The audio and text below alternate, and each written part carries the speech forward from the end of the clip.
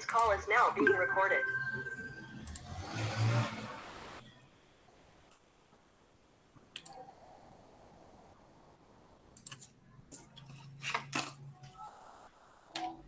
Colocar aqui para carregar.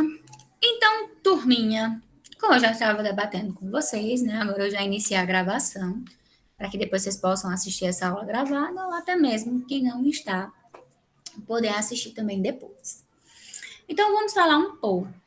Claro, existem inúmeros procedimentos que a enfermagem realiza, que nós, profissionais da enfermagem, colocamos em prática constantemente nos hospitais, nas UPAs, nos PSFs. Mas eu vou resumir de uma maneira geral o início, digamos, os princípios desses procedimentos. Volto a dizer, pode se tornar cansativo, mas é para que vocês possam entender que essa é uma disciplina de introdução. Ah, você chegou na disciplina de primeiros socorros, chegou na disciplina de semiologia. Ah, mas você não viu isso? Não, porque é a disciplina Introdução à Teoria do Cuidado. Então, vamos dizer, troca de curativo. Vocês vão ver nas próximas disciplinas relacionadas ao cuidado.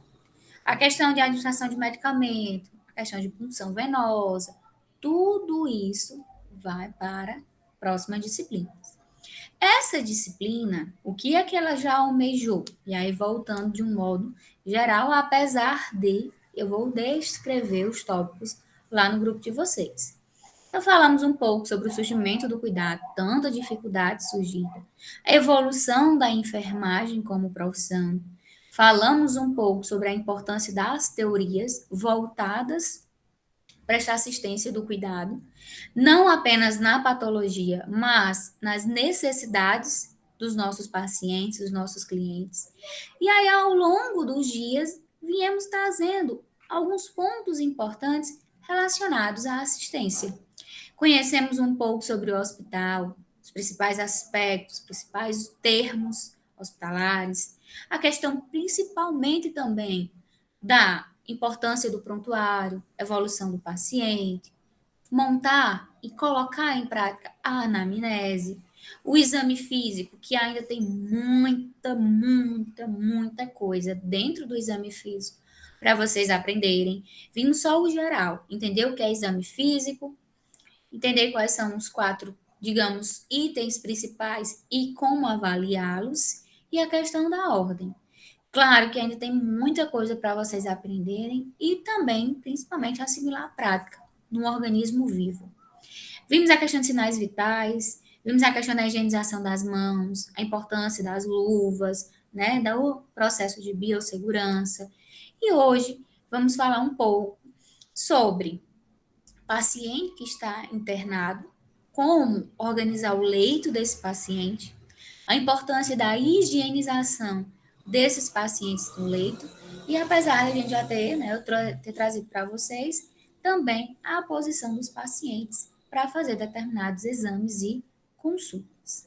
Então, esses são alguns tópicos que nossa disciplina abrange, mas existem inúmeros outros procedimentos que também são ditos básicos na enfermagem, como punção venosa, administração de medicamento, troca de curativo, nebulização, oxigenoterapia, mas não tem como a gente pegar a disciplina, o curso todo e botar em uma única disciplina. Isso aí vocês vão vendo, claro, ao longo. Existem esses procedimentos básicos de um modo geral e específicos para cada público. Exemplo, procedimentos básicos para a pediatria, procedimentos básicos para o adulto, para o idoso, para a mulher, para o homem. Por isso que a gente tem várias classificações, ramificações na enfermagem. Cada dessas ramificações possui seus procedimentos. Alguns são iguais, mas a gente tem que aprender dentro também da realidade de cada um. Então, procedimentos básicos envolvem justamente essas técnicas que nós devemos implantar e colocar em prática com o nosso cliente. Essas conduções, essa conduta técnica deve ser fundamentada, claro, na teoria, na ciência. Por isso que sempre toda disciplina que for trazer assistência, técnicas para vocês, o professor ele sempre vai trazer a teoria alinhada à prática. Teoria alinhada à técnica. Ele jamais vai chegar e dizer, ó, pessoal, hoje é aula de aferir pressão, vamos aqui, bota aí o esteto, bota aí... Não. Ele tem que também trazer o porquê, a ciência por trás daquele procedimento. Ah, por que eu tenho que fazer a mudança de decúbito do paciente de 2 em 2 horas? Cientificamente, por através de vários estudos, constatou que a mudança de decúbito do paciente previne úlceras por pressão, alivia dor, cansaço e também promove até mesmo melhora do quadro, muitas vezes psicológico do paciente, que não consegue se movimentar, digamos, sozinho. Então, o objetivo dos procedimentos básicos é justamente qualificar a equipe, é servir como um norte, um roteiro, para que a gente possa colocar em prática. É muita coisa que a gente tem que fazer. Então, como é que eu vou saber? Através desse roteiro, dessas condutas, desses procedimentos. Ah, foi chegado para você e solicitado, olha, Maria, paciente precisa aferir os sinais vitais, fazer evolução daquele paciente e troca de curativo. Pronto. Você precisa saber quais são os materiais, saber a hora que ele vai estar dizendo que vai, você tem que fazer, mas não vai estar. Ele não vai chegar a dizer para você, ó, é agora, daqui a 2 horas, 1 hora. Você tem que olhar a prescrição. Saber realmente a importância daquele cuidado, daquela troca curativa, reconhecer aquela ferida, para saber se ela está evoluindo ou não com o tratamento específico. Então, sempre vamos ter que alinhar a teoria à técnica e, claro, a essa série de normas, digamos assim, que nos norteiam. Sem elas, ia existir mais erros do que a gente já tem, porque cada um ia ser cada um por si. Quando a gente está dentro da instituição, a gente recebe geralmente algumas regras, normas, algum, digamos, treinamento, para, de fato, aprender como colocar em prática. No estágio de vocês, no momento do estágio, vocês vão estar com o professor do lado. Então, o professor vai lhe norteando, ó, aqui é o postinho de enfermagem, aqui estão os prontuários, a evolução é mais ou menos assim, aqui são os leitos, a preparação do leito é assim, higienização dos pacientes. Então, quando você vai tendo esse norte, ótimo. Mas depois de formado, não vai ter ninguém para estar lhe ajudando nessa parte, auxiliando, não. Então, é importantíssimo que a gente vá assimilando esses procedimentos. Por isso que é tão importante, por exemplo, esse portfólio que a gente está fazendo, que é esse diário de classe, digamos assim, né, que a gente vai montando a realidade. O que vocês aprenderam para assimilar e unir ao que vocês vão vir a aprender. Então, serve justamente para fundamentar a nossa profissão voltada para esse cuidado prestado. Então, o processo de trabalho envolve justamente o quê? Orientar o paciente sempre, chamar o paciente pelo nome, orientar o paciente sobre o cuidado que vai ser ofertado. Se ele se negar a fazer, jamais a gente vai obrigar, vai conter, vai fazer sem consentimento dele. Zelar sempre pelo sigilo profissional. Ei, fulano, tu viu? Olha, fulano tá aqui e tudo. Às vezes acontece a gente atender algum conhecido, algum vizinho e tudo mais. Naquela hora a gente é o profissional. A gente se deixa de ser aquele vizinho, aquele parente, de certa forma, naquele momento.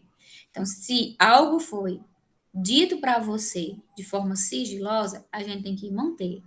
Mas eu posso divulgar ou compartilhar com os meus colegas de profissão se eles forem atuar com você junto nesse contexto. Por isso que a gente tem uma equipe multiprofissional.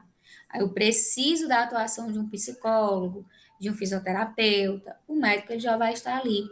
Também apoio de um enfermeiro. Então, a gente tem a união desses profissionais para melhorar e verificar qual é a assistência. Realizar sempre, jamais esquecer os registros de enfermagem. Infelizmente, apesar de eu sempre estar aqui falando para vocês, existem muitos profissionais que esquecem ou que fazem de todo jeito, e é um documento legal. A higienização das mãos, como forma de proteção sua e dos outros. sistematizar, ou seja, buscar essa rotina e essa regra, onde estão tudo em, vamos dizer assim, em alinhado, entrelaçado, respeitar as preferências do paciente. Ah, eu não quero ser atendido por um homem, eu não quero ser atendido por uma mulher, não quero ser atendido por estagiário. Tudo bem. É a preferência dele, é direito dele. Olha, senhor, infelizmente, não temos outro profissional para realizar o seu atendimento. Você vai ter que aguardar um pouco. Porém, o seu procedimento exige uma certa urgência. Então, precisamos iniciar o mais rápido possível esse procedimento, essa passagem de sonda, esse troco curativo. E aí a gente vai tentando ganhar esse vínculo e confiança do paciente. Atentar-se, claro, para os aspectos éticos e legais. Infelizmente, existem muitos profissionais que infringem essas leis e que podem até chegar até o controle, Professor? solicitando, falando algo. Ei, fulano, olha, leva a medicação tal. Ei, fulano, aplica essa vacina e o resto leva para a gente vender. Ei, fulano, não cuida de... E aí, existem, claro, inúmeras pessoas que, digamos, não são humanas nesse passo. E aí, além de infringir a ética, infringir a moral, acaba levando algumas pessoas também junto nesse processo. E, claro, alinhar sempre a teoria e a prática, para que a gente possa manter o melhor forma possível de prestar essa assistência. Quais são os cuidados pessoais, nossos cuidados com os profissionais? Então, a forma de apresentação, claro, está sempre bem parecido. Às vezes, com esse olhar de cansaço, mas a gente bota algumas coisinhas, né, para disfarçar. Manter as unhas sempre limpas e aparadas, principalmente as meninas. A questão dos adornos, a questão do cabelo amarrado, a questão do vestimento. Ah, eu vou trabalhar hoje com a calça toda rasgada. Nada contra quem anda calça rasgada, tudo bem. Mas existe, claro, a realidade. Você vai dar um plantão numa UTI, vai dar um plantão numa urgência e emergência, você chegar desse jeito, como também só aquela abertura serve como uma porta de entrada. Sapato fechado. Ah, mas fulano vem de salto alto, tá aberto. Infelizmente, fulano está suscetível a cair uma agulha, um sangue, uma secreção e servir como uma porta de entrada ali. O certo é ir com o sapato fechado, vai com o sapato fechado. Os estágios, né, as escolas têm algumas regras e normas. Isso vai ser repassado para vocês quando estiver mais próximo. Ah, eu preciso ir para o colégio, né, para a escola toda de branco? Agora não. Quando vocês precisarem ir, tenha certeza, a coordenação vai entrar lá e vai repassar todas as informações de como é a questão do vestimento, principalmente para os estágios. Então, a princípio, calcinha, jeans e um sapatozinho fechado. Blusa composta. Isso quando não tiver, vocês já estiverem trabalhando mais na frente. Hoje a gente tem algo muito, vamos dizer assim, a nosso favor, que é aqueles pijamas cirúrgicos, que antigamente só se usava mais no centro cirúrgico, que era disponível apenas pelos hospitais. Você chegava, tirava suas roupas da rua e vestia aqueles pijamas cirúrgicos. Hoje não. Hoje alguns profissionais na urgência e emergência, na clínica médica, já estão na CME, né, Central de Material de Esterilização, já estão utilizando esses pijaminhas, digamos, cirúrgicos. Ótimo, muito prático, muito também confortável, mas existe essa questão também da instituição. Tem instituição que também tem seu uniforme próprio, né, as instituições hospitalares, por exemplo, e a gente tem que fazer o uso dela. Em relação ao paciente hospitalizado, por exemplo, vocês terminaram um curso e adentraram no ambiente hospitalar. Todo ambiente hospitalar vai existir pacientes hospitalizados naquele local. E necessitando de cuidado, de assistência para ele e para o ambiente que está ao seu redor. Não adianta aquele ambiente estar totalmente limpo, o chão, as paredes e tudo, se o leito do paciente não está. É um paciente que está acamado. Paciente acamado é aquele paciente que ele não consegue andar, ele não consegue sair do seu leito. Então, ele está acamado e, consequentemente, ele vai fazer as suas necessidades, eliminações no próprio leito. Se ele não está com uma fralda colocada direito, se não tem uma comadre, que é aquele tipo, aqueles pinicos, digamos assim, próximo, ele vai, digamos, sujar aquela área.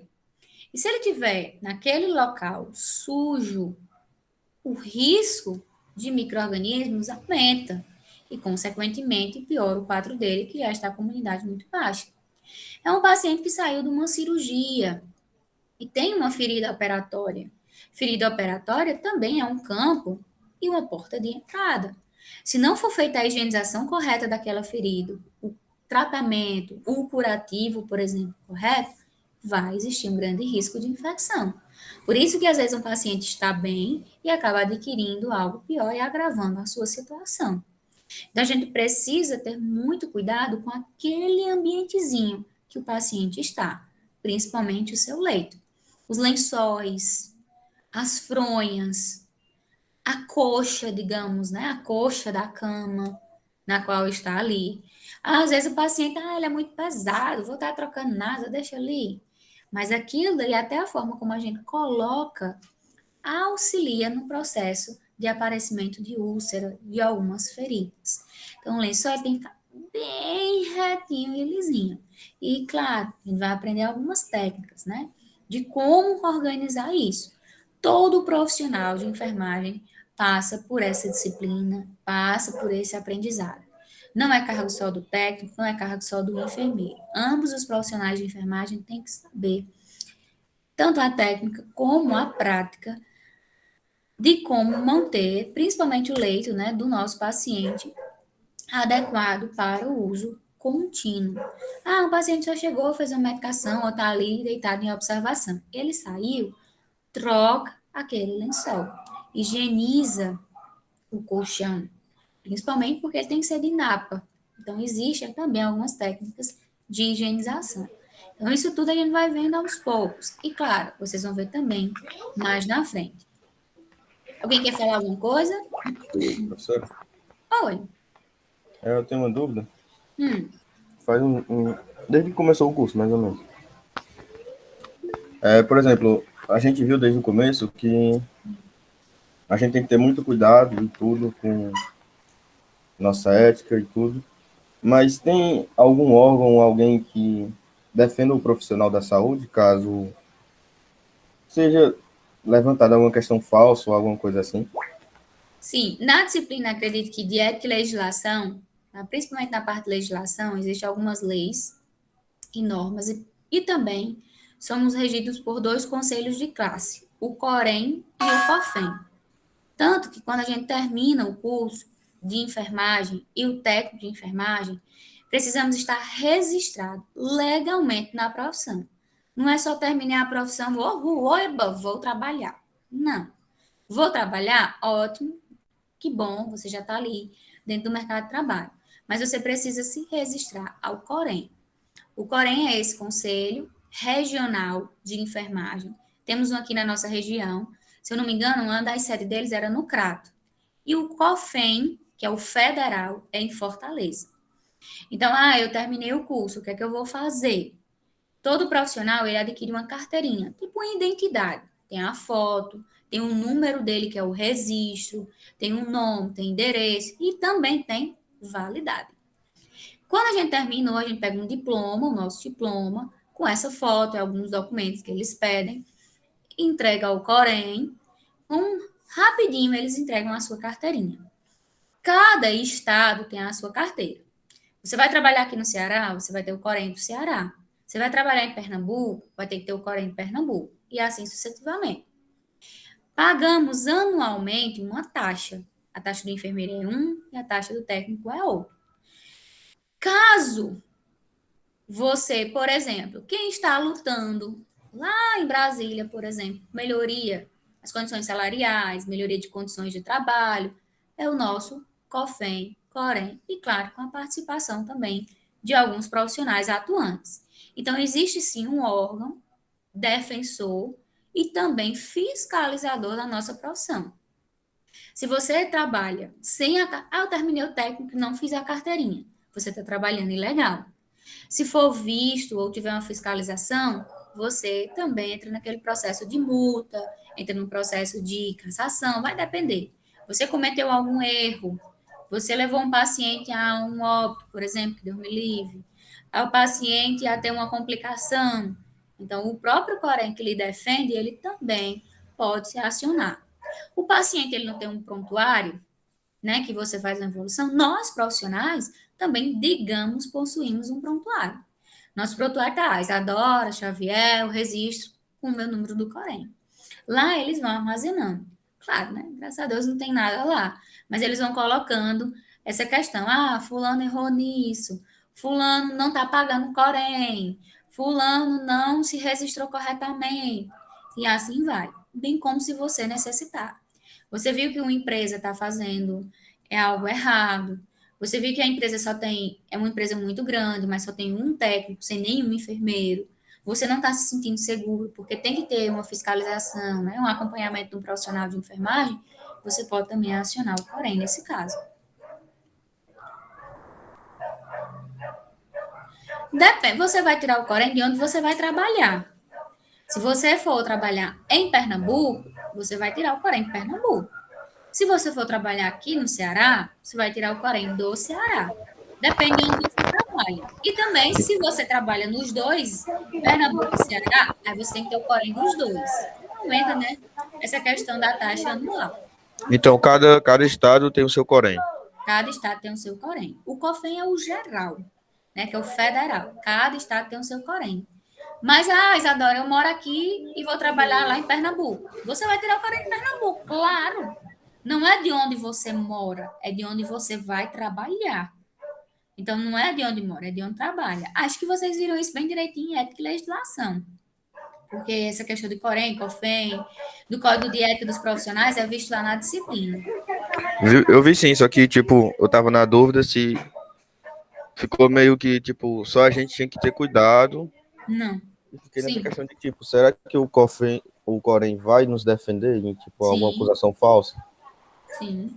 Se for uma acusação falsa, você entra e aciona o Corém, explica todo o caso. É igual como se fosse, digamos, um advogado, né? Ele vai apurar os fatos e tudo mais. Não, Retiane. Se você tem um Corém do Ceará, você só pode trabalhar no Ceará. Porque se você for trabalhar em Pernambuco, você está ilegal, porque você não tem um Corém de Pernambuco. Aí vai depender. Tem profissionais que têm 2, 3 Coréns, diferentes estados. Porém, né, vem a questão anual. Cada Corém tem a sua taxa. Não sei quanto é a taxa do técnico, mas se vocês quiserem, né, por curiosidade, pesquisar, tem na internet. É só entrar no Corém Ceará ou Corém Pernambuco, que abre o site do Corém e vocês têm acesso à anuidade 2021, por exemplo. Vai dar uma olhadinha e aí já tem uma ideia. Não, não é muito caro, não. Para tirar, geral, pelo menos quando eu tirei, não paga nada. E é anual, vamos dizer assim, 2020. Em janeiro chegou um boleto, você pagou. Pronto, você passa o ano todo sem pagar mais nada. Em janeiro de 2022, janeiro de 2023 e assim vai. Agora, claro, você tem dois, aí você vai pagar, vamos dizer, 500, 600 reais ali em janeiro. Aí depois você vai, é um plantão, 2 plantões, ou um que você tem aí em Pernambuco, junto com o daqui, faz o pagamento. Vai depender. Não é por cidade, é por estado. Se você for em outro estado, e se você for trabalhar, aí você tira. Não é pronto, ó, a colega disse que viu, é o técnico, tá? Tá 309,55. E ainda vai tendo desconto ao longo. Você pagar em janeiro, tem um desconto. Se você pagar em fevereiro, aí aumenta, mas ainda tem. E assim vai, janeiro, fevereiro, março, ao longo do ano, por exemplo. Vai aumentando um pouco o valor. Mas, ó, 309, 310 com 310, né? 620, você paga e está legalmente. E também está respaldado. Você pode, a princípio, tirar aqui no Ceará, conseguir um emprego, fica aqui. Se conseguir em Pernambuco, tira de Pernambuco. Pode cancelar também ao longo do tempo. E, claro, é igual a carteira de motorista. Você recebe um que não é tão definitivo, você recebe um provisório por um tempinho. Não cometendo nenhuma inflação não, infração Aí você recebe o que é permanente, digamos assim. Isadora, o Ou, daqui do Ceará tá de 208, o técnico, já o enfermeiro tá 319,60 centavos. pronto. Às vezes vai mudando de ano, né? Tá aumentando tanto aí as taxas. Sim, tem muito curso. É muito importante vocês acessarem. Ficar aí salvando o site do Corém.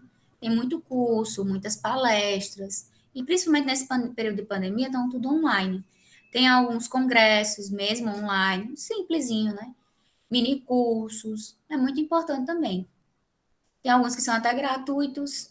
Lá também tem eleição. Às vezes eles pedem para os profissionais entrarem para participar de algumas eleições, de fóruns. É muito importante estar sempre ali acompanhando esse site.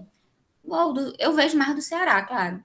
Mas quem for de outro estado não tem problema não, vai dando uma olhadinha também. Mas vamos para cá, porque senão nós ficamos em ética e legislação e não vai para o nosso conteúdo, que também é importante ética e legislação, mas a gente tem que ver essa partezinha aqui.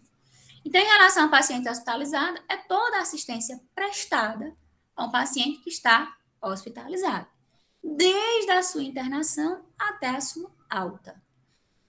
Toda a equipe de enfermagem está, vamos dizer assim, voltada para prestar essa assistência de acordo com as necessidades. Bem como, se o paciente está no hospital X e ele precisa ser transferido para outro, nós atuamos nesse processo. E, infelizmente, também no processo de óbito. O paciente chegou a óbito, também precisamos realizar alguns cuidados com aquele corpo daquele indivíduo. Prontuário, isso a gente já debateu muito, mas eu sempre vou estar focando, porque é um dos pontos também principais, além, claro, da assistência direta com o paciente, mas o prontuário, essa parte escrita é algo, e aí trazendo o que o colega falou, que nos respalda. Foi dito que você cometeu um erro, fulano está processando no hospital, ou você como profissional, porque você cometeu um erro. O que vai também lhe servir como chave, como auxílio, são os prontuários, os registros. Por isso a importância de datar, a importância de assinar, a importância de estar legível, a importância de descrever. É literalmente, Isadora, eu odeio escrever, não gostava nunca de redação, mas aqui é literalmente escrever. A princípio, hoje, nessa disciplina, em outras, vocês vão escrever numa linguagem mais, vamos dizer assim, informal. Mas ao longo das disciplinas e do curso, vocês já vão adquirindo essa essência, digamos assim, da escrita formal, usando todos os termos técnicos, usando todos os princípios, porque existe também, né, ainda bem, né, na enfermagem existem essas regrinhas e normas que nos auxiliam nesse processo. Então, a gente tem que registrar a evolução. Como é que estava o paciente semana passada? Eita, nem sei. Bem. Aí olha lá no prontuário, estava dizendo que o paciente não estava bem, vinha piorando há mais de 7 dias. Cadê? Não tem ninguém para olhar esse prontuário? Será que está certo, está errado? Então é importante. E também registrar o correto. Os tratamentos prescritos, os cuidados de enfermagem e possíveis condições de alta. O paciente está em tratamento, porém se nega continuar no tratamento, negou, não quer mais ficar na instituição, não quer mais fazer nenhum procedimento, ele é, digamos, livre. Foi repassado para ele a importância do cuidado, acionado a família, foi repassado para a família, mas o paciente continua resistente. Ele assina ali, um termo de consentimento que ele está, vamos dizer assim, se respaldando também, né, que se aquele paciente sair, não é culpa do profissional e nem do hospital. A gente não pode amarrar no leito. Já existiu vários casos de pacientes que entram nesse processo de sair, assinam um termo, e quando vão para casa, piora e tem que voltar. Ou até mesmo na porta do hospital piorou e volta. Então, a gente tem que ter muito cuidado. E às vezes nem tem mais o leito, porque a rotatividade é muito grande. Liberou um leito, rápido higieniza, prepara e já tem outro paciente para ficar ali naquele leito. A gente também tem que ter cuidado com isso. Tentar, claro, o máximo possível essa abordagem com o paciente. Não é deixar também fazer tudo que ele quer. É essa abordagem de troca. Dentro do prontuário, tem que haver. Geralmente, o prontuário ele é tipo um fichário. ele tem algumas, vamos dizer assim, divisórias. Divisória que vai ter aqui só exames, né? Resultado dos exames, resultado de alguns laudos, resultado da evolução do médico, do fisioterapeuta, da equipe de enfermagem, o histórico, a anamnese do médico e dos profissionais de enfermagem. Então, tudo isso tem que haver, está contido nesse prontuário. É uma pasta ou, dependendo, o prontuário é eletrônico. São as vantagens, né, do prontuário eletrônico. Tem alguns profissionais, né, algumas pessoas que relatam que é mais rápido de preencher, aqui digitando, e também alguns já estão só para clicar, e oferece, de certa forma, mais segurança e acesso, porque, eu estou aqui e o paciente foi fazer um raio-x, e ele passou mal. Acessa aqui o prontuário, já dá uma olhadinha, caso o paciente, por exemplo, se vomitar, se dor administrada de pirona, ele está se queixando de dor, já faz a administração de dor naquele momento. A questão também da portabilidade, você pode até levar para próximo do paciente e fazer o registro, e é mais fácil, digamos, a atualização.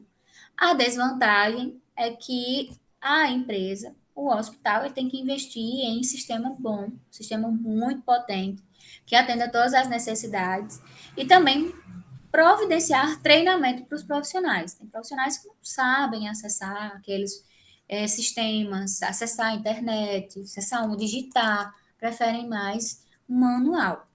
Vai depender, claro, da pessoa ou do profissional. Mas se na instituição já é totalmente eletrônico, a empresa ela tem que ofertar uma capacitação, conhecimentos básicos para os profissionais. A vantagem do papel é que é pouco investimento, não tem, digamos, tanto gasto.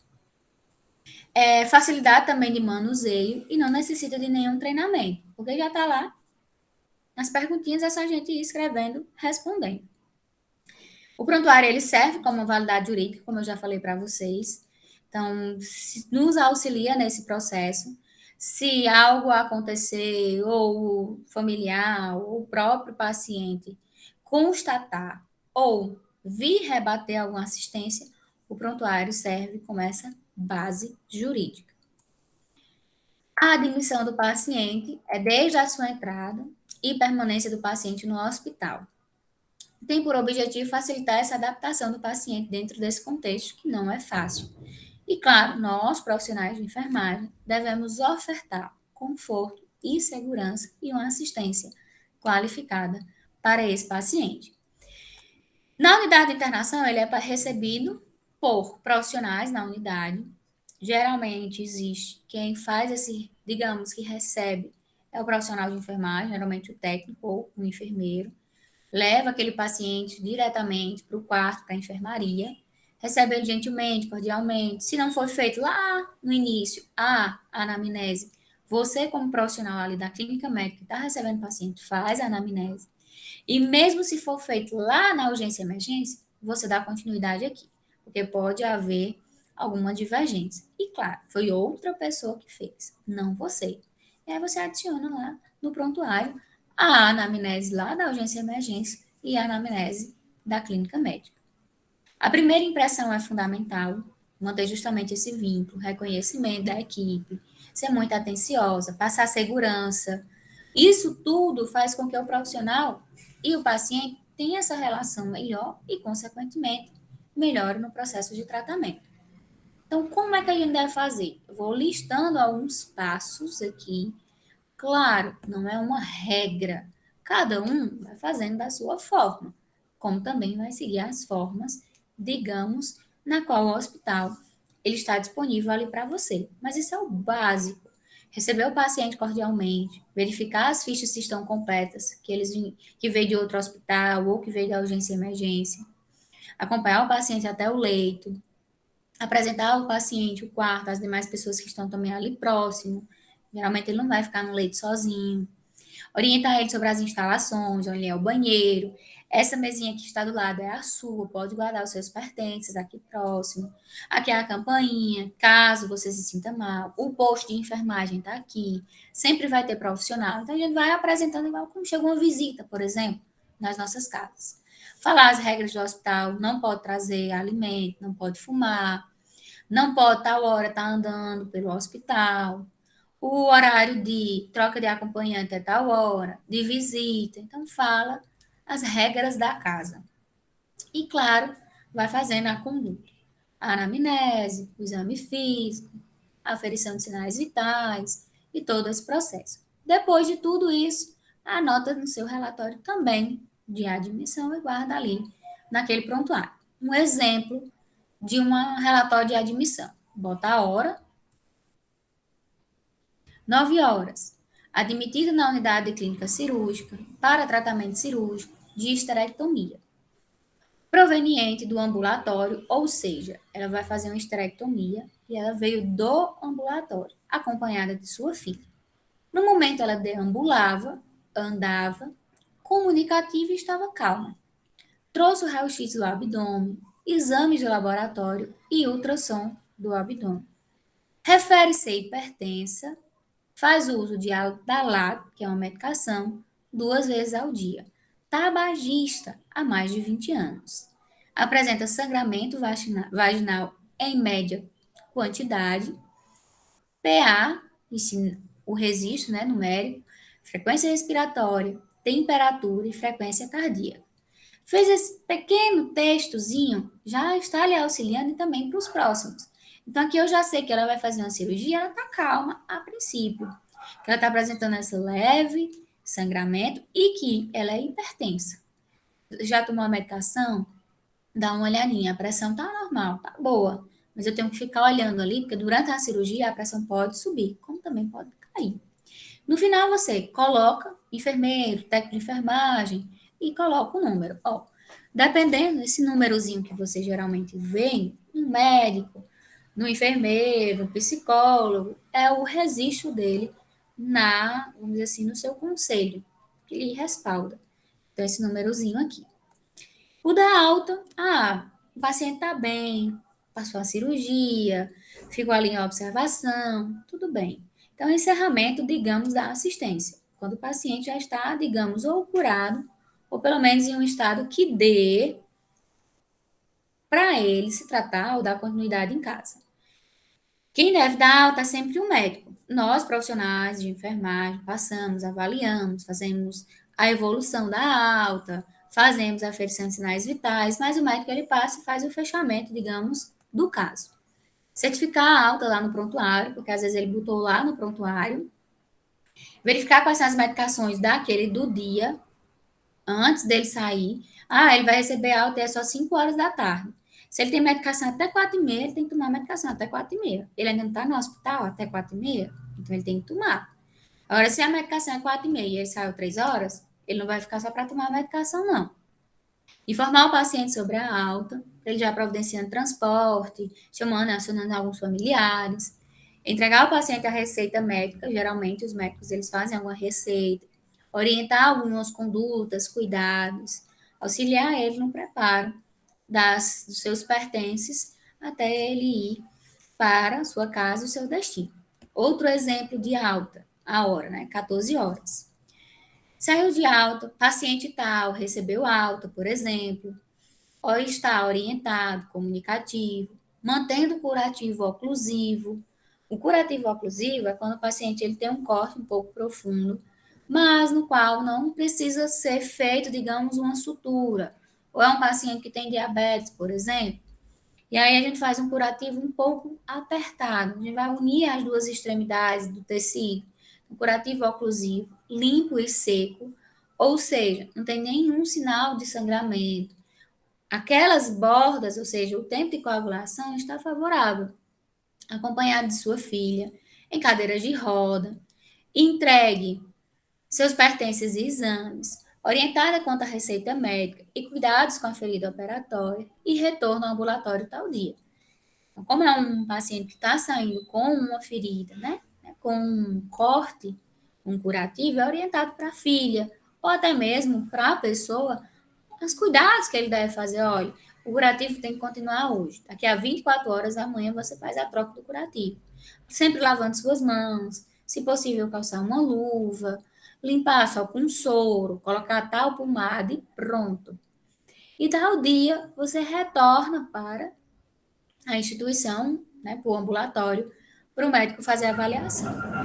No finalzinho, ó, registre seu nome e coloca a sua profissão, né, técnico de enfermagem e o COREM. A transferência também entra nesse processo. É um paciente que está sendo tratado lá na urgência e emergência, mas passou mal e precisa ir para a UTI. Ou é um paciente que está no hospital X, mas o quadro dele está se agravando e no hospital não tem, vamos dizer assim, aparato legal para tratar dele. Então, vai transferir para outra cidade. A gente tem que organizar tudo bem direitinho, montar o prontuáriozinho dele, quais foram as medicações que ele tomou, fazer a evolução antes dele ir. Se tiver tudo normal, sinais vitais, tudo normal, ele vai para essa transferência. Tem que haver o horário, as condições que o cliente está. Quando o paciente chega lá no outro hospital, por exemplo, quem recebe olha diretamente o prontuário. Qual foi o horário que ele saiu? Como ele saiu de lá? Qual é o setor de destino? É UTI, é urgência, é uma clínica médica? Quais são as medicações? Como é a dieta dele?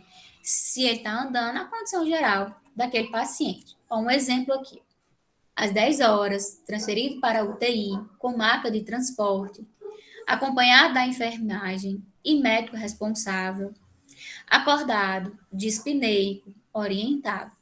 Apresenta cianose de extremidades, diminuição da perfusão periférica, mantém nebulização contínua, venóclise, com gel, ou seja, acesso venoso com gel com o número 20, no dorso da mão direita, com fluxo adequado, encaminhado com a medicação, exames prontuários completo e seus pertences, comunicado à família dessa transferência. Sempre a gente tem que fazer a comunicação. Quando o familiar chegar para fazer uma visita ou uma troca, né, de acompanhante, chegou lá na clínica médica, o paciente não está mais lá, já foi para a UTI. Nesse caso, registro, técnico de enfermagem, por exemplo, COREM e o número.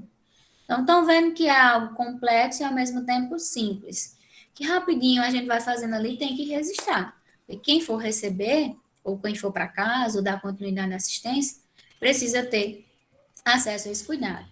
E claro, infelizmente, a questão também, se constatar óbito daquele paciente. Precisa fazer toda a preparação, fazer um registro. Paciente estava evoluindo bem, mas às 14 horas teve uma parada, ou teve uma hemorragia, foi tentado reanimar ou conter, mas sem sucesso, e faz a questão da descrição. Registrar no pontuário a questão da hora, acionar, claro, o médico para ele fazer toda a verificação, identificar, claro, o corpo e deixar a cargo do IML, se for o caso, ou já no setor responsável na unidade hospitalar.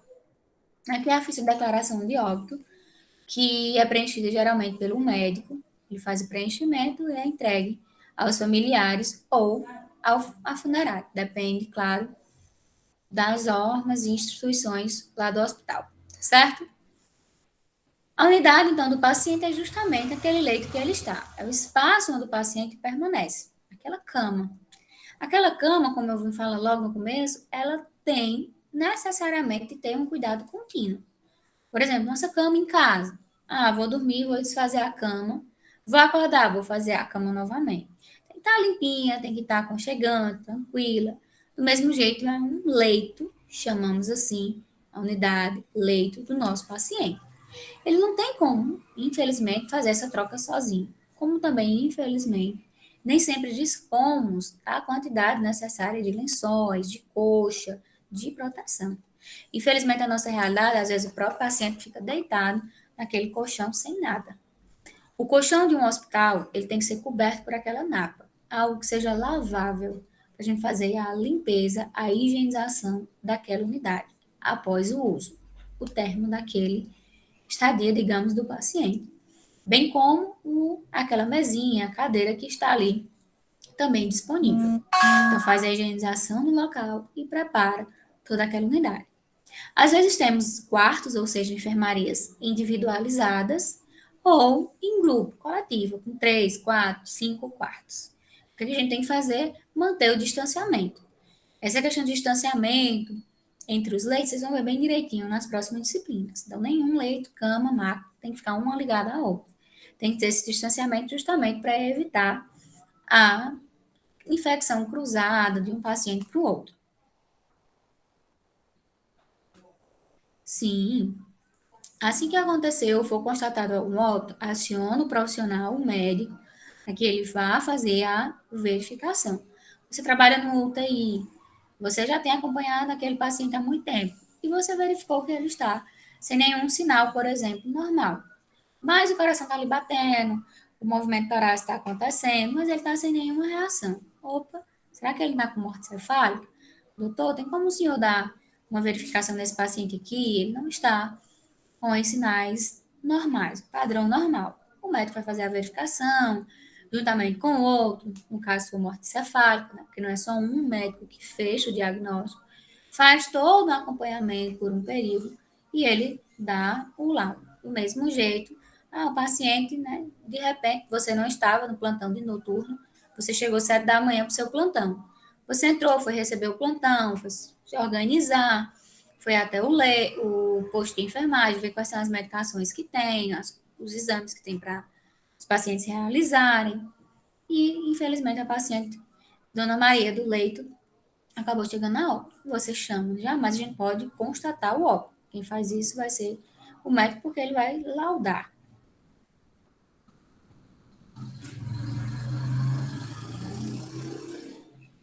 Depende da instituição. Tem instituição que não, tem instituição que sim.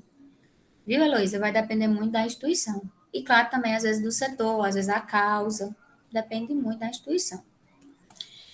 Então, outra questão também importante é os fatores estéticos, né, sobre o estado emocional e humor dos pacientes. Às vezes, não tem ventilação constante.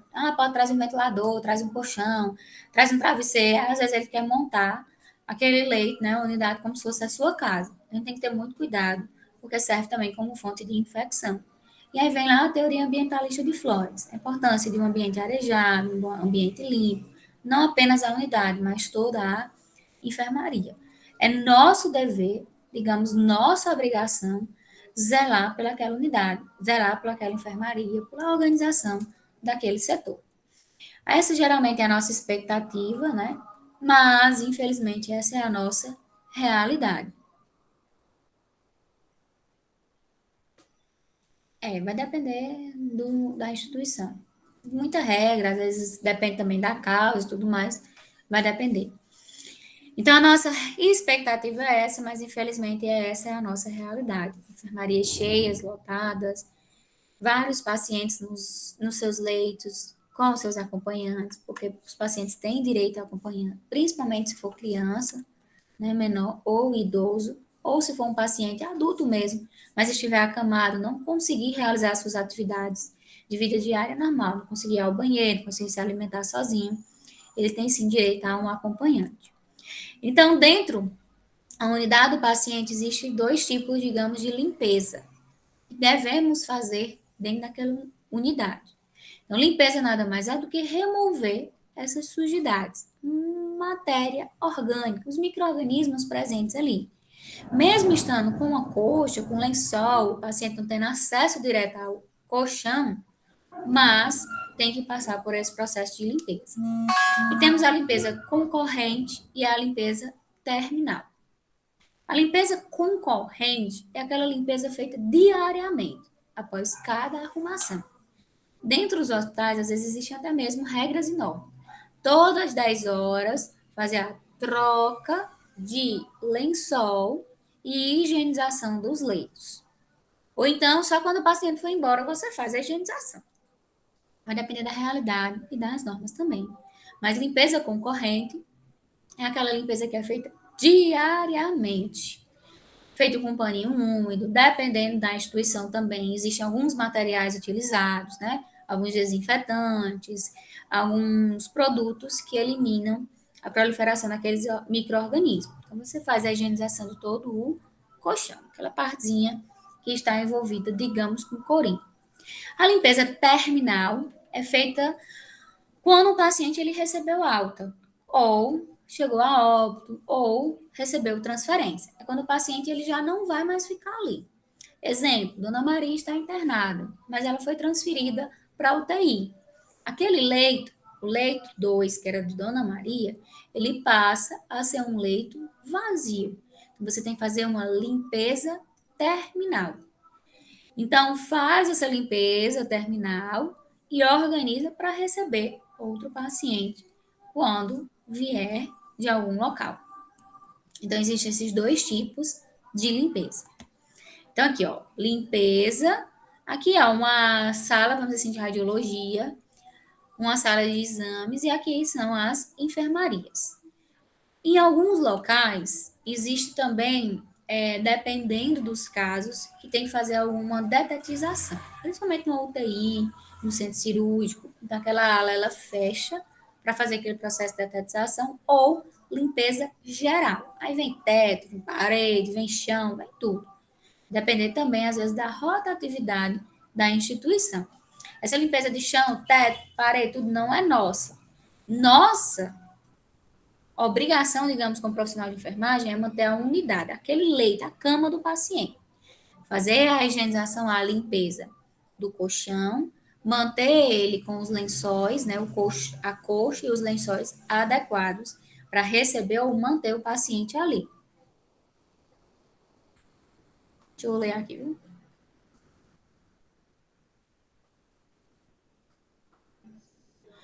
Vai depender da realidade, né? Então, a limpeza na unidade requer conhecimento básico de asepsia e técnica, isso também vocês vão ver em próximas disciplinas. Utiliza também, né, a questão desses germantes, esses produtos. Como é que a gente tem que fazer?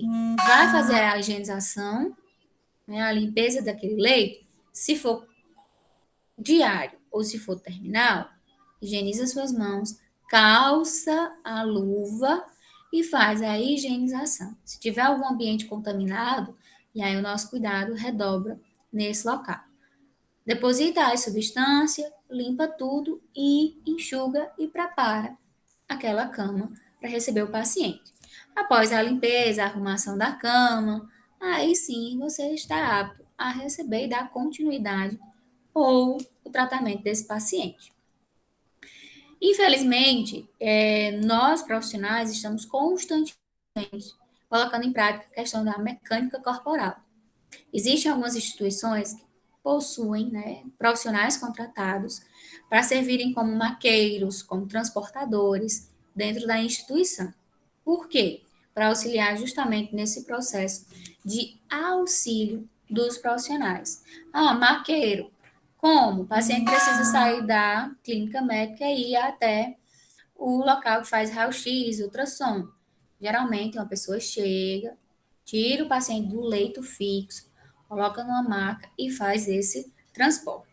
Do mesmo jeito, na cadeira de roda ou até mesmo para fazer esse mecanismo no paciente.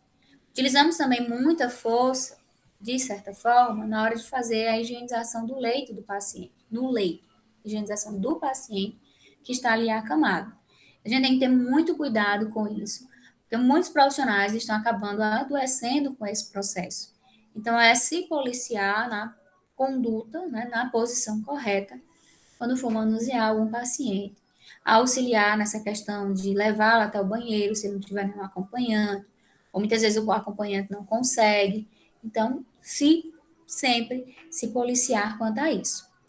Então, o profissional ele deve ter esse conhecimento da também fisiologia, das, vamos dizer assim, limitações do paciente e limitações dele.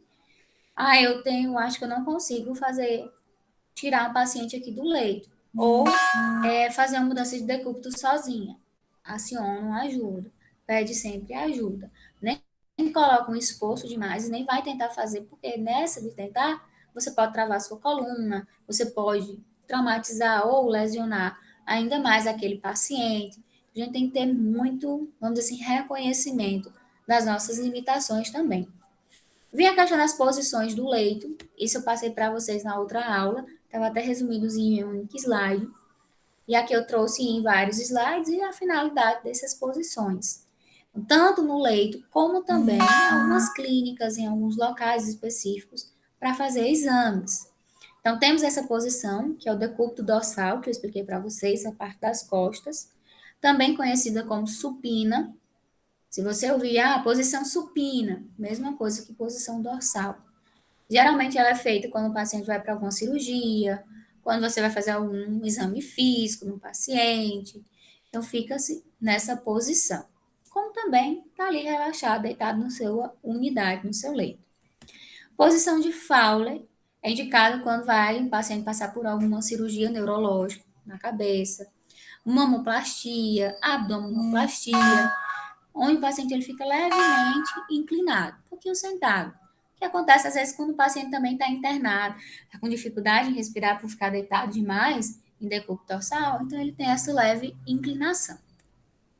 O decúbito ventral, ele fica um pouco lateral, ele fica com o peito para baixo, ou seja, o ventre, o abdômen, também conhecida como posição prona. Então, supina e prona, dorsal e ventral. É utilizado, geralmente para fazer exames de coluna, alguma cirurgia também de coluna, da cabeça lateral, vai depender das necessidades e a área na qual o médico ou você profissional precisa fazer acompanhamento.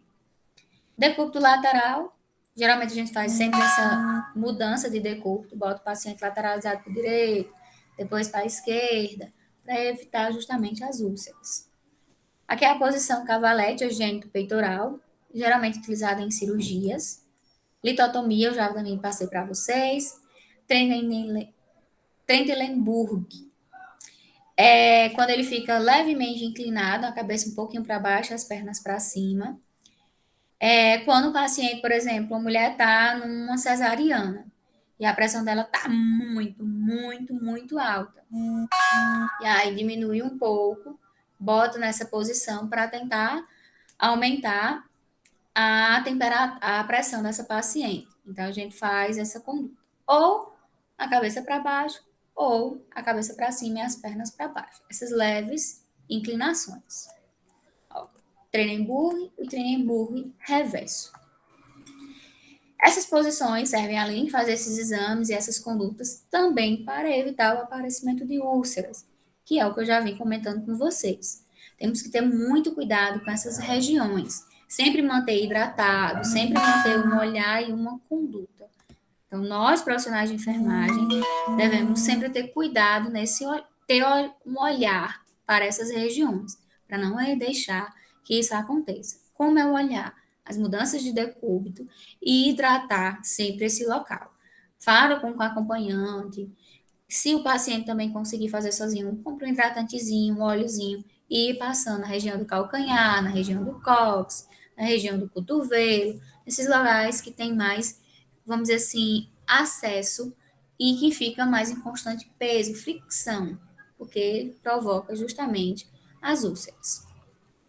Então, geralmente, numa cama, numa unidade, do paciente, no seu leito, ele tem uma cama com colchão, uma mesa do lado, uma cadeira, geralmente, tem a escadinha, tem o travesseiro e tem os aparelhos, digamos, de oferta de oxigênio.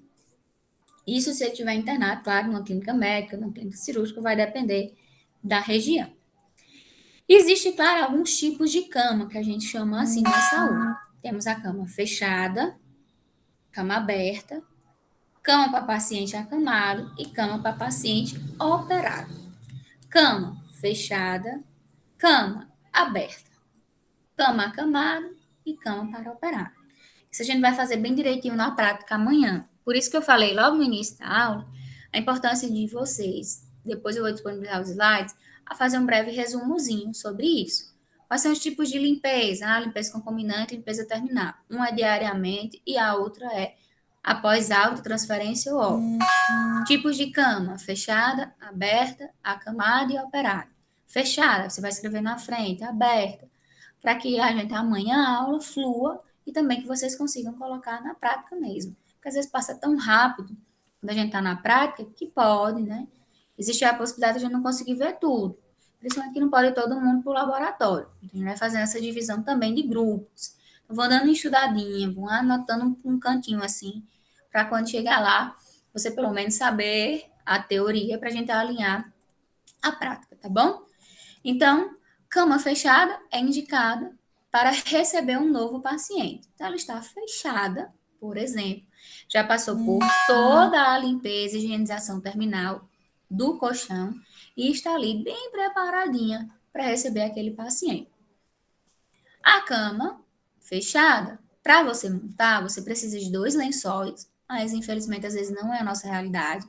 Luvas de procedimento, travesseiro, fronha, um lençol e um cobertor para o paciente.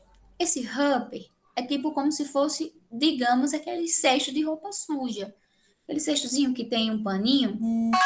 Você retira o pano, o lençol que está lá, despreza no upper, faz a higienização do colchão e prepara toda essa cama, que é chamada de cama fechada. Como? Você lava suas mãos, prepara aquele material, pega esses lençóis, cobertor, a coxa, por exemplo, retira a roupa suja, despreza a roupa suja, retira a luva que você fez isso, calça, digamos, outra, e vai colocando bem direitinho esse lençol sobre a cama. Isso aqui tem só a teoria. A gente vai aprender bem direitinho na nossa aula de amanhã, né? Com aqueles 2 bonequinhos e aquelas 2 caminhas, né? Aqueles 2 leitos, lá no nosso laboratório. A cama aberta é quando tem um paciente já na cama, porém aquele paciente que se locomove. Às vezes ele vai lá para a TV, vai para aquela área de convivência, dentro da própria clínica médica. Então, tem que sinalizar que aquela cama, ela está em uso no momento. Então, cama aberta é quando um paciente, ele está na unidade, mas ele se locomove. Do mesmo jeito, praticamente são os mesmos materiais, o que vai diferenciar um pouco é a questão da arrumação, de como a gente vai visualizar. Aqui é a técnica, vou deixando aqui, vocês vão dar uma lidinha, eu vou explicar bem direitinho essa técnica na prática. Não adianta eu ficar aqui falando como colocar um lençol, como colocar a coxa, não, a gente vai ver bem direitinho lá na prática. Então, cama fechada é aquela que está desocupada aguardando o paciente, cama aberta quando tem um paciente que ele anda. Como também pode ter um paciente que não anda, que é o que a gente chama de cama de paciente acamado. É aquele paciente que não consegue fazer nenhuma movimentação, ele não consegue sair do leito de jeito nenhum. Aqui a gente precisa geralmente de 2 profissionais para realizar a limpeza e a troca dos lençóis, porque um tem que ficar com o paciente e o do outro tem que fazer a higienização do colchão e a troca do lençol. E aí depois reverte aquele paciente, porque ele não sabe, você não vai tirar ele daquela leito, colocar em outro para depois colocar ele de volta. Então, a gente precisa desse cuidado e desse auxílio na hora de montar essa cama para paciente acamado. Aqui são os materiais e a técnica. Eu vou explicar bem direitinho para vocês a técnica. Cama de operado. Um paciente faz uma cirurgia e depois da cirurgia ele vai lá para a clínica médica para ficar, clínica médica ou clínica cirúrgica para ficar ali em observação após a cirurgia. Então, precisa-se também preparar a cama para receber esse paciente que vem após uma cirurgia. A princípio, a gente não vai poder manusear ele muito. Quando ele chegar, eu não posso colocar ele na cama, às vezes a gente não consegue colocar ele logo no centro. A gente tem que ter um jeitinho. E, claro, tá tudo organizadinho para recebê-lo e mantê-lo lá. Geralmente, nesse tipo, não tem o travesseiro a princípio. O paciente que acabou de sair de uma anestesia, de uma cirurgia longa ou não, então ele tem que ficar ali retinho, literalmente, na posição dorsal. Aqui são os materiais e como fazer. Nesses casos, é muito importante a gente ver essa questão do peso excessivo, da forma incorreta de pegar no paciente, também de preparar a cama, né, os tipos de cama. Tem alguma dúvida, não consegue? Faz a avaliação de se de fato está tudo corretinho ali. Se tiver alguma sujidade no lençol, algum rasgão no lençol, a gente já não pode usar. Mas, infelizmente, às vezes não é a nossa realidade. Mas a gente tem que trabalhar o máximo possível com o que é certo. 99,9% do que é certo. Se presenciou alguma sujidade naquele lençol, na manta ou no colchão, digamos assim, a gente já não faz uso daquele lençol, certo? E, claro, não podemos deixar de falar da higienização corporal. um dos pontos também principais lá da nossa precursora, né, de Florence, é essa questão da importância da higienização dos nossos pacientes, aquelas pessoas que estavam ali doentes, que foi constatado que o ambiente e a higienização no corpo daqueles pacientes melhorava drasticamente a evolução da patologia. Então, a higiene é a ciência da saúde e a sua preservação.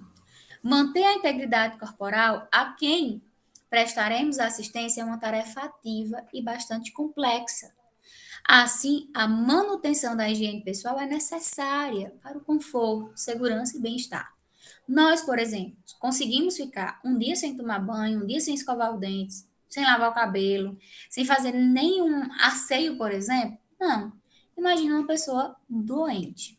Aquele paciente que consegue deambular, consegue andar, tudo bem, ele vai até o banheiro e faz a sua higienização, porque ele consegue fazer sua auto-higienização. Fazer higienização oral, higienização do cabelo, de todo o corpo. Mas aqueles pacientes, infelizmente, que estão acamados, aqueles pacientes que não conseguem fazer nenhuma atividade sozinho, imagine manter sua higiene corporal, vamos dizer assim, intacta. Então, ele precisa, e nós também precisamos nos policiar quanto a isso.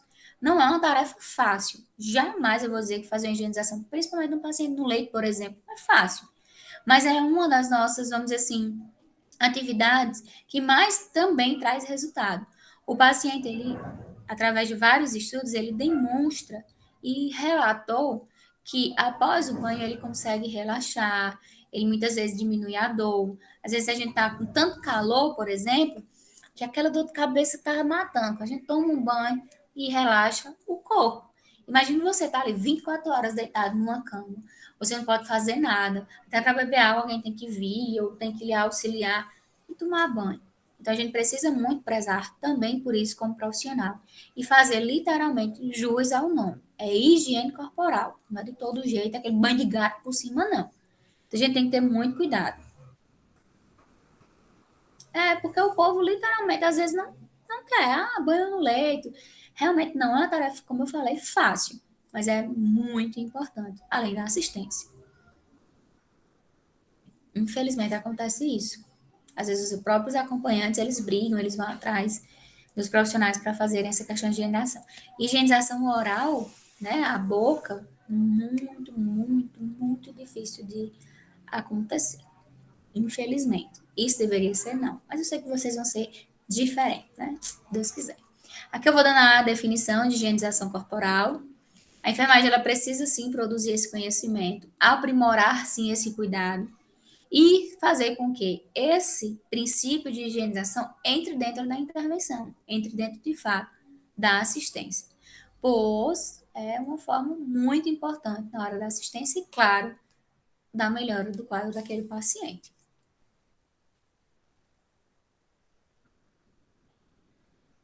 Infelizmente acontece muito isso. Muito. Vão acompanhando no chat também, viu? Então, manter a pele íntegra é fundamental para o nosso organismo. Pele íntegra, que eu digo, livre de nenhuma infecção, de nenhuma ferida. Então, algum trauma, o calor, às vezes está ali naquela cama, só em estar com aquele courinho, aquela napa, às vezes é tão quente que vai causando algumas lesões, né? Feridas, úlceras naquele corpo. Então, o que eu não quero para mim, eu não vou querer para o outro, não vou querer para o meu paciente. O que eu não quero para um familiar meu, eu não quero para ele. Então, não é fácil, não é. Mas não custa nada ter aquele horário correto, se organizar, pedir auxílio aos seus colegas. Se é um paciente que é um pouquinho mais, vamos dizer assim, obeso, ou um pouquinho mais fortinho, que você não consegue, pede ajuda, pede auxílio. Mas jamais deixa passar. Tem alguns profissionais que dizem, vou higienizar agora não, porque eu vou dizer que o plantão foi muito corrido e vou deixar para o próximo colega. Infelizmente, acontece muito também isso. E aí quem perde é o paciente. E você também, porque o paciente não vai evoluindo como deveria.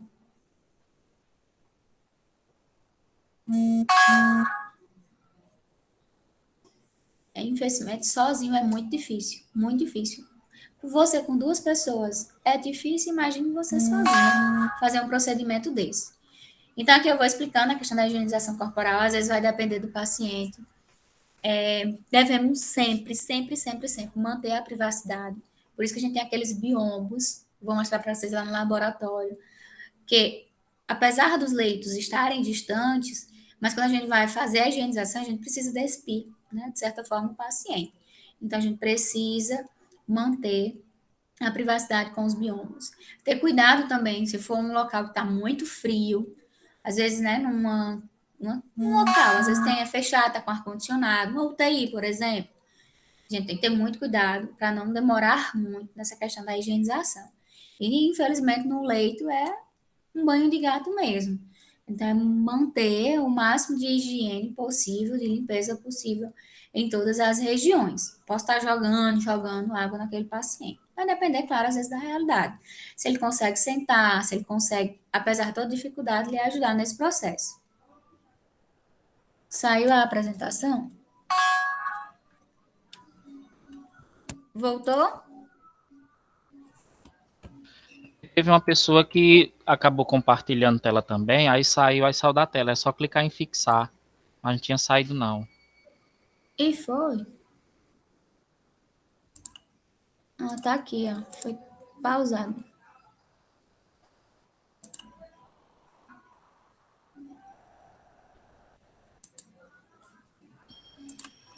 Voltou, né? Voltou. Pronto.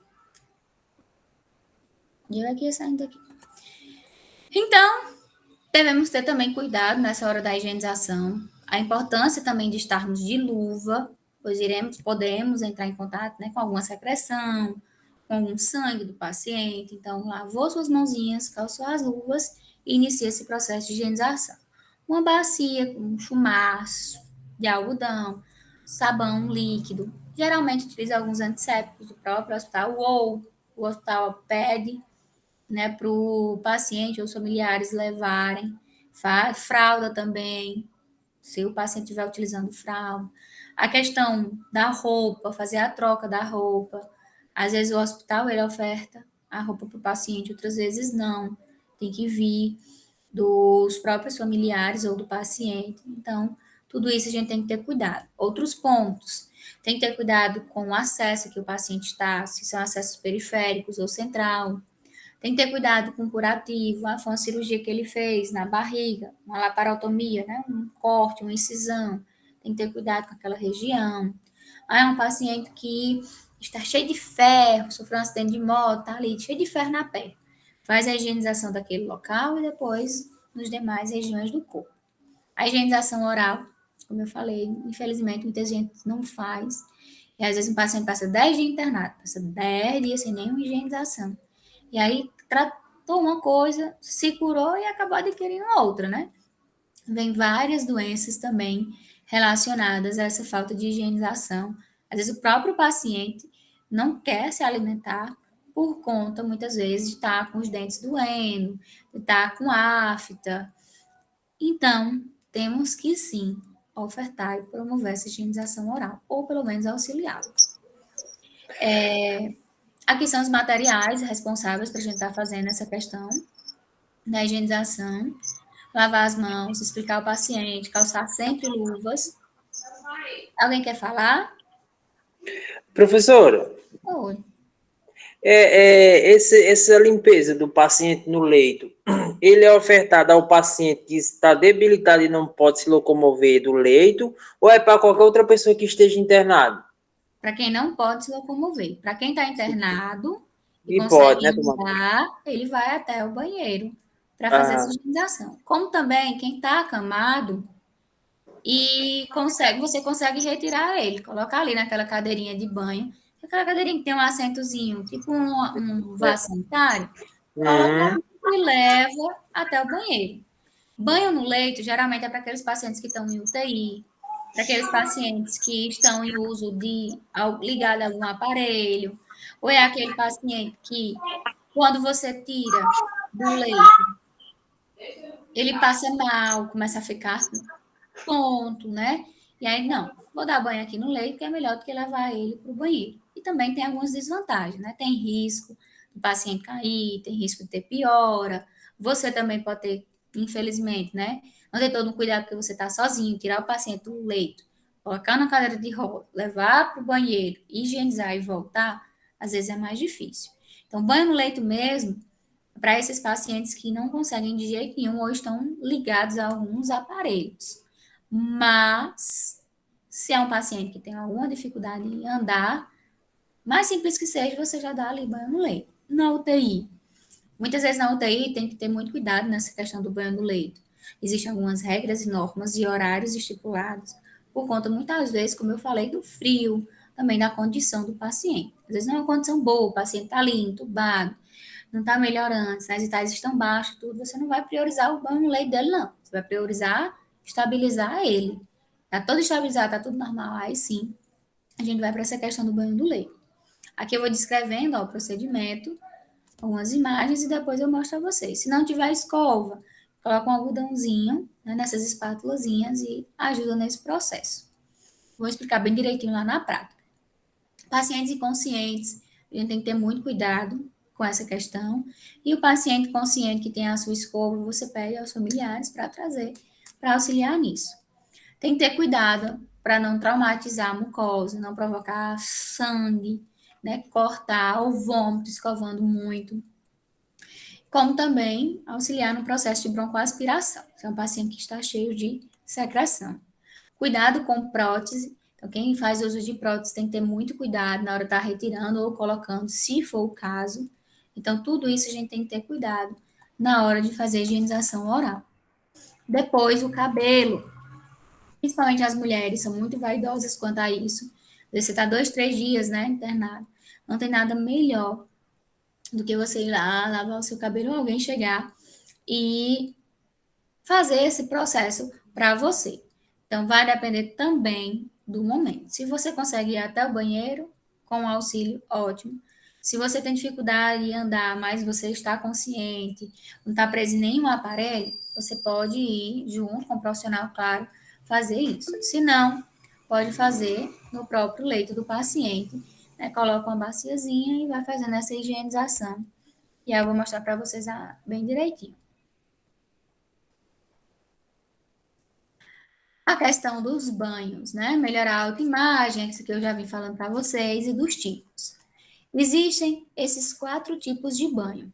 Banho por aspersão, imersão, ablução e leito.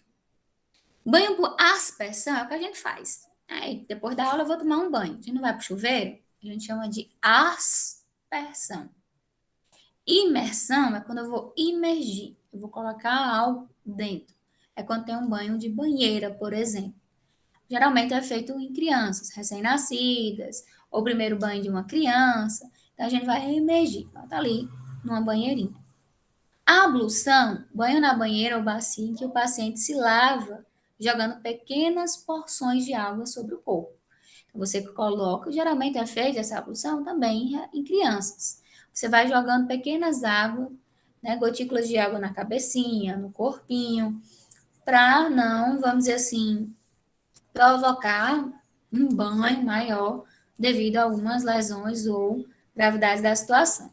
E no leito é o que a gente já vem debatendo desde o início.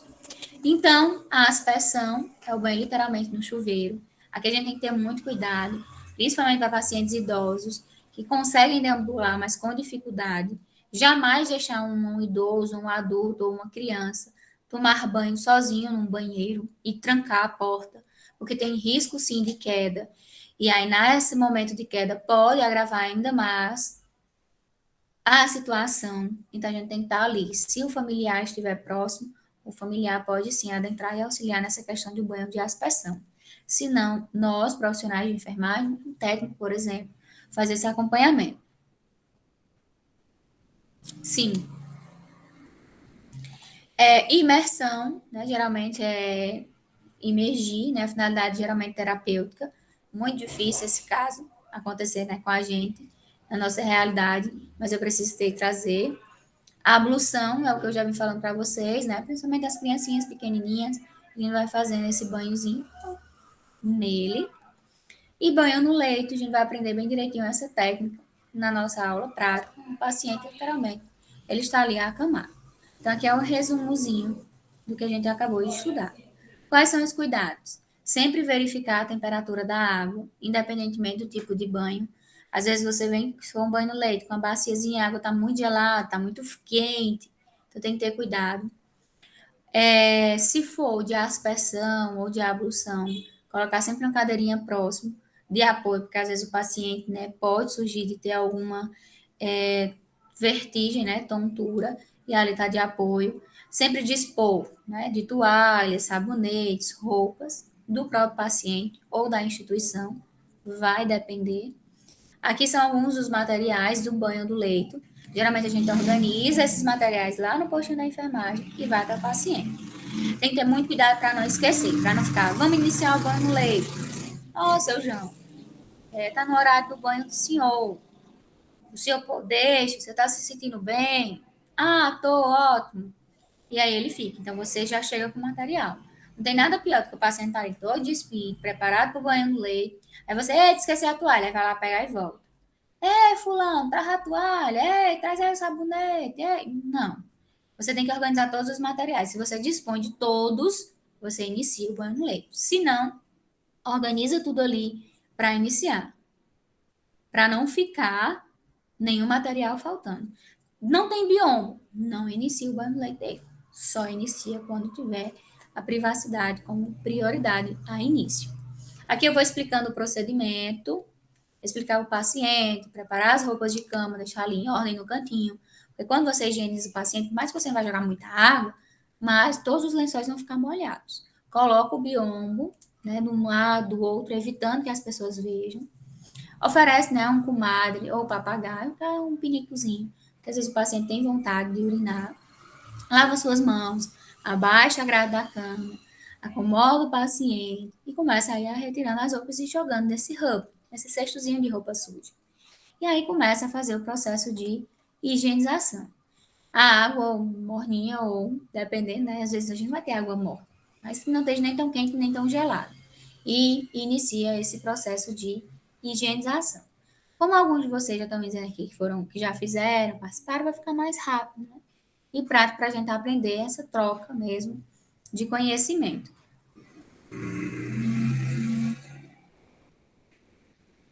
Infelizmente, é muito constrangedor para o paciente, às vezes ele nem quer por conta disso, como também é muito dificultoso, às vezes, para o próprio profissional que está fazendo essa questão. Aqui é só algumas observações. E aqui cuidados com as regiões perianais, ou seja, regiões íntimas, tanto feminina quanto masculina. E aqui eu digo os passos, vocês vão ler e a gente vai fazer na prática. O feminino e o masculino. Aqui, geralmente, algumas técnicas que a gente faz esse tipo um conchinho, né? Cobre toda a mão para ir iniciando essa questão da higienização. É literalmente um banhozinho de gato. E aí vai iniciando no rosto, vai iniciando na mão, nos braços, até de fato concluir o processo de higienização. No sentido sempre aqui do punho para a axila, né? Do menos contaminado para o mais, digamos, contaminado. Quais são as complicações? É justamente o que falaram, né? O desconforto, a presença de alguns odores de sujidade, surgimento de algumas também assaduras e infecções que a gente consegue descobrir, a questão do, às vezes, não manter a privacidade do paciente, ter cuidado com os acessos, se está com dreno, com a punção, com a sonda, tudo isso a gente tem que ter muito cuidado nessa hora. Outro ponto também que a enfermagem realiza é o que a gente chama de tricotomia, que é a retirada de alguns pelos presentes, principalmente em algumas regiões, na axila, nas regiões, né, genitais, que também auxiliam nesse processo de manter aquela área limpa, livre de suor, de sujidade. Os homens, por exemplo, que têm muitos pelos, e claro, se eles autorizarem para fazer esse processo. Na hora também de fazer um curativo, um dreno, fazer essa, vamos dizer, limpeza no local. Aqui são os materiais. Banho de aspersão é no chuveiro normal, já expliquei. Ó, essa é a cadeirinha que eu falei para vocês, que é a cadeira higiênica. Geralmente, em alguns locais, tem uma única cadeira que fica ali no banheiro disponível. Um paciente utilizou, o outro vai usar. Cabe a nós, profissionais de enfermagem, fazer a higienização. Ou lava com sabão mesmo, ou higieniza, né, com álcool. Porque por mais que o paciente tenha tomado banho com água, sabão e tudo mais, pode também ainda ter ficado alguma secreção e sujidade. Infelizmente, às vezes não acontece isso. A gente tem que se policiar muito, certo? E agora, né, com todos esses procedimentos básicos, eu vou tirar aqui a minha tela, vou abrir para as dúvidas e vou dando uma lidinha aqui nas mensagens que vocês estão colocando. E vou fazer, claro, mandar para vocês a frequência, certo?